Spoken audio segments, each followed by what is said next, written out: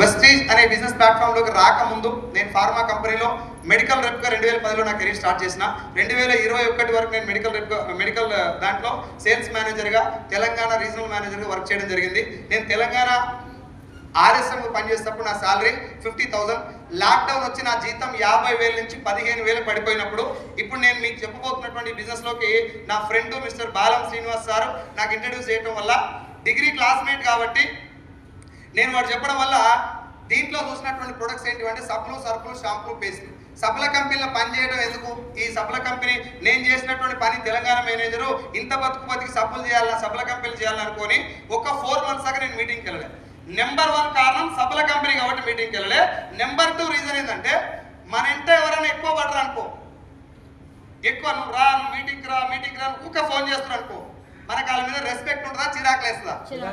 వాడు ఎంత గొప్ప పని అని చెప్పని పలానా దగ్గర ఫ్లాట్ కొనుక్కో అన్న అని చెప్పి నీకు 100 సార్లు చెప్పినా నీకు ఎంత కమిషన్ వస్తుందో అలానే ఆలోచిస్తాం. ఎస్ సార్ నువ్వు అది ఎవరికి ఏం లేదు సార్, నేనైనా అంతే మీరైనా అంతే అదే థింక్ చేస్తాం. నేను అట్లనే నేను జాయిన్ అయితే సీన్ సార్కి ఎంత వస్తుందో అందుకే నా ఇంట ఇంత పడుతుందని చెప్పి మొదటి కారణం సబ్బుల కంపెనీ, రెండో కారణం నా ఇంట పడుతుంది కాబట్టి వీనికి ఏం వస్తుందో. ఈ 2 కారణాల వల్ల నేను మీటింగ్కి వెళ్ళలేదు 4 నెలల దాకా. 4 months తర్వాత ఒక మీటింగ్ పోయినా. ఆ మీటింగ్లో నాకు ఈ బిజినెస్ ఏందో అర్థమైంది. నేను మళ్ళీ గుర్తు చేస్తున్నా మీకు, నన్ను ఎవరు జాయిన్ చేయలేదు. మీటింగ్లోకి వెళ్ళి బిజినెస్ ఏందో నేను అర్థం చేసుకొని ఇంటికి వచ్చి గూగుల్లోకి వెళ్ళి కొన్ని విషయాలు స్టడీ చేసిన తర్వాత నాకు అర్థమైంది ఈ బిజినెస్లో భవిష్యత్తు ఉంది. 3 విషయాలు నేను కనుక్కున్నా ఈ బిజినెస్లో. నెంబర్ 1 మనం మునిగేది ఇంకోని ముంచేది లేదు. నెంబర్ 2 అబద్ధం ఆడాల్సిన అవసరం లేదు. నెంబర్ 3 ఈ బిజినెస్ మనిషి భూమి మీద బతుకున్న రోజులు ఉంటుంది. ఈ 3 కారణాలతో నేను బిజినెస్లోకి వచ్చిన.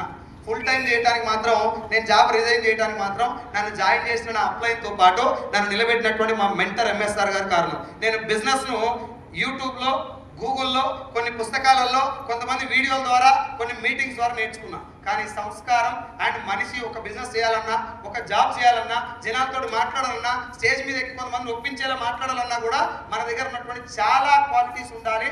అవి మనం చేంజ్ చేసుకుంటూనే వస్తాయి అని చెప్పి మాత్రం ఎంఎస్ఆర్ గారు నేర్పిస్తేనే నేర్చుకున్నాం. రైట్. సో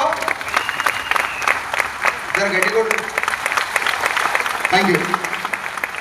బిజినెస్ ఎంత బాగున్నా నడిపించడానికి ఒక నాయకుడు కావాలి సార్ ఎక్కడైనా. ఎస్ సార్ ఎంత మంచి పార్టీ అయినా ఆ పార్టీ నడిపిస్తానికి ఒక నాయకుడు ఉన్నట్టే ఇక్కడ కూడా బిజినెస్ ఎంత బాగున్నా నిన్ను నడిపించడానికి, నన్ను నడిపించడానికి ఒక నాయకుడు ఉండాలి. కంపెనీ స్టార్ట్ చేసినటువంటి ఓనర్ అందరితో బిజినెస్ చేయించలేడు కాబట్టి మమ్మల్ని ఇక్కడ దాకా తీసుకొచ్చి మేము చిన్న డిఎల్సిపిలలో మీటింగ్లు పెడితేనే జనాలు ఒకప్పుడు రాలేదు. ఇప్పుడు హరిహర కళాభవన్ లాంటి పెద్ద మోటివేషనల్ స్పీకర్స్ మాట్లాడే ఈ స్టేజ్ మీద నాలాంటి వారికి మాట్లాడేటువంటి అవకాశం వచ్చిందంటే ఇది ఓన్లీ ఎంఎస్ఆర్ గారికి క్రెడిట్ దక్కుతుంది అండ్ వెస్టీజ్కి